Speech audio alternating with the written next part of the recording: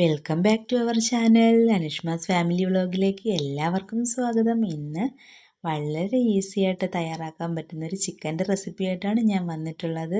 ഒരല്പം പോലും എണ്ണ ഉപയോഗിക്കാതെ എങ്ങനെ ചിക്കൻ കറി ഉണ്ടാക്കാം. വളരെ സിമ്പിളാണ്. നമ്മൾ സാധാരണ ചിക്കൻ കറി വെക്കുന്ന പോലത്തെ ടേസ്റ്റ് തന്നെയാണ്. ഉറപ്പായിട്ടും എല്ലാവരും ട്രൈ ചെയ്യുക. അതിനായിട്ട് ഒരു പാൻ എടുത്ത് വെക്കണം. അതിലേക്ക് പാൻ ഒന്ന് ചൂടാവുമ്പോൾ 1/2 ടീസ്പൂൺ മഞ്ഞൾപ്പൊടി, 1/4 ടീസ്പൂൺ അത്യാവശ്യം എരിവുള്ള മുളക് പൊടി, അതിനുശേഷം മല്ലിപ്പൊടിയാണ് ഇട്ട് കൊടുക്കേണ്ടത്. 1/4 ടീസ്പൂൺ മല്ലിപ്പൊടി.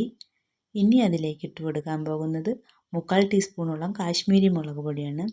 ഇതെല്ലാം നല്ലതുപോലെ ഒന്ന് യോജിപ്പിച്ച് ഈ പൊടിവർഗ്ഗങ്ങളുടെ പച്ചമണമൊക്കെ ഒന്ന് മാറ്റി നല്ലതുപോലെ ഒന്ന് ചൂടാക്കി എടുക്കേണ്ടതുണ്ട്. ചൂടായതിനു ശേഷം ഗ്യാസ് ഓഫ് ചെയ്ത് ഒന്ന് ചൂടാറാനായിട്ട് വയ്ക്കാം. ഇളക്കി കൊടുക്കുന്നത് നല്ലതാണ്. ഇനി 1/4 കിലോ ചിക്കനാണ് ഇവിടെ എടുത്തിട്ടുള്ളത്. ആ ചിക്കനിലേക്ക് ഇനി ആഡ് ചെയ്യാൻ പോകുന്നത് ഇഞ്ചി വെളുത്തുള്ളി ചതച്ചത്, പച്ചമുളക്, തക്കാളി, സവാള, കറിവേപ്പില എന്നിവയാണ്. ഒരു തക്കാളി, ചെറിയൊരു തക്കാളി 4ആയിട്ട് കീറി അതിനെ ചെറുതായിട്ട് അരിഞ്ഞതാണ്. ഒരു 9 പച്ചമുളക് എടുത്തിട്ടുണ്ട്. പച്ചമുളക് 2ആയിട്ട് കീറിയിട്ടുണ്ട്. 3 ചെറിയ സവാള അരിഞ്ഞതാണ്. ഒരു 9 അല്ലി വെളുത്തുള്ളി എടുത്തതും ഒരു മീഡിയം സൈസ് ഇഞ്ചി ചതച്ചതുമാണ് ഇതിലേക്ക് ഇട്ട് കൊടുക്കുന്നത്.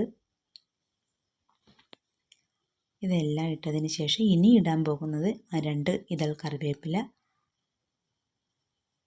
അതും ഇട്ടതിന് ശേഷം ഇനി ആവശ്യത്തിനുള്ള ഉപ്പ് ഇട്ട് കൊടുക്കുന്നുണ്ട്. ചൂടാറിയ മസാലക്കൂട്ട് എടുത്തിട്ട് അതിലേക്ക് ഇട്ട് കൊടുക്കേണ്ടതായിട്ടുണ്ട്. അപ്പോൾ ഈ മസാലക്കൂട്ട് ഈ ചിക്കനിലേക്ക് ഇട്ട് കൊടുക്കാം.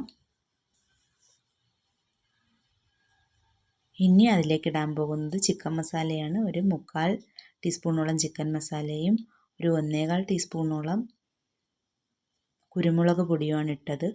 ഇനി ഇതെല്ലാം നല്ലതുപോലെ ഒന്ന് യോജിപ്പിച്ചെടുക്കണം. ചിക്കനുമായിട്ട് ഈ സവോളയും ഈ പൊടിവർഗ്ഗങ്ങളും എല്ലാം നല്ലതുപോലെ ഒന്ന് പരുവമാക്കിയെടുത്ത് ഒരു 10-20 മിനിറ്റോളം ഇതിനെ ഒന്ന് റെസ്റ്റ് ചെയ്യാനായിട്ട് വയ്ക്കാം. അതിനുശേഷം കുക്കറിലേക്ക് ഇട്ട് കൊടുത്ത് ആ പാത്രം കഴുകി കുറച്ച് വെള്ളം മാത്രം ഒഴിച്ചു കൊടുക്കാം. ഒരു വിസിൽ കുക്കറിൽ വെന്താൽ മതി. വെന്തതിന് ശേഷം ഇനി ഒരു പാൻ എടുത്ത് വയ്ക്കാം. ആ പാൻ ഒന്ന് ചൂടാകുമ്പോൾ അതിലേക്ക് കുക്കറിനകത്ത് നിന്നും ഇത് കോരി ഇതിലേക്ക് ഇട്ട് കൊടുക്കുന്നുണ്ട്. ഇട്ടതിന് ശേഷം ഒന്ന് തിളച്ച് വന്നിട്ടുണ്ട്. ഇതുപോലൊരു 2-3 തിളച്ചതിന് ശേഷം ഇനി അതിലേക്ക് നമ്മൾ തേങ്ങാപ്പാലാണ് ഒഴിച്ചു കൊടുക്കാൻ പോകുന്നത്. ഒരു 1/4 ടീസ്പൂൺ ഒന്നാം പാൽ അതിലേക്ക് ഒഴിച്ചു കൊടുക്കാം.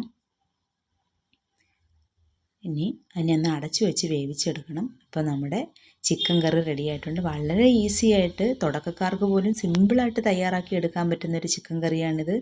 വളരെ പെട്ടെന്ന് നമുക്ക് തയ്യാറാക്കിയെടുക്കാം. ഉറപ്പായിട്ടും ഇതെല്ലാവരും ട്രൈ ചെയ്യണം. എല്ലാവർക്കും ഈ റെസിപ്പി ഇഷ്ടപ്പെട്ടു എന്ന് കരുതുന്നു. ഇതിൻ്റെ ഫീഡ്ബാക്ക് ഞങ്ങളെ അറിയിക്കണം. ഇനി പുതിയൊരു വീഡിയോയിൽ കാണാം.